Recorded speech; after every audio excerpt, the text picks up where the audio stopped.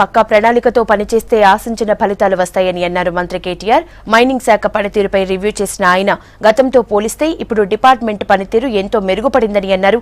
అద్భుత ఫలితాలకు కారణమైన సిబ్బందికి ప్రోత్సాహకాలిస్తామని హామీ ఇచ్చారు.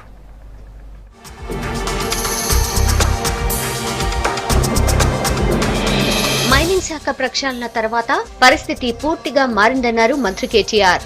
ఏప్రిల్ సెప్టెంబర్ త్రైమాసికాల్లో మైనర్ మినరల్స్ ద్వారా పోయినేడు 211.4 కోట్ల రూపాయల ఆదాయం వస్తే ఈ ఏడాది 357.41 కోట్లు రావడమే నిదర్శనమన్నారు. మైనింగ్ శాఖపై రివ్యూ చేశారు మంత్రి కేటీఆర్. గతంలో ఈ శాఖ అంటేనే అవినీతికి మారుపేరుగా ఉండేదని, కానీ ఇసుక సీనరేజీ ఫీజులోనూ గత ఏడాది ఇదే కాలానికి 117.14 కోట్లుగా ఉండగా ఇప్పుడు 183.7 కోట్ల రూపాయల ఆదాయం సమకూరిందని చెప్పారు.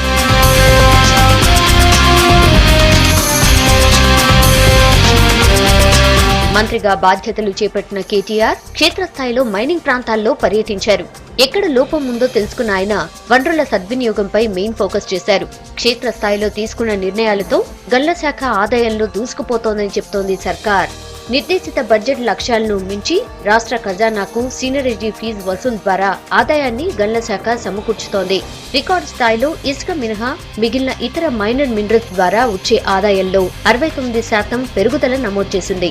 మంచి ఫలితాలు సాధించేందుకు కృషి చేసిన సిబ్బందికి పనితీరు ఆధారంగా ప్రోత్సాహకాలు ఇస్తామని చెప్పామని, అందుకే ఇప్పుడు నిర్దేశిత లక్ష్యాలను పూర్తి చేసిన వారందరికీ ప్రోత్సాహకాలు ఇచ్చేందుకు వెంటనే మార్గదర్శకాలు తయారు చేయాలని గల్ల శాఖ ముఖ్య కార్యదర్శి అరవింద్ కుమార్ ను ఆదేశించారు.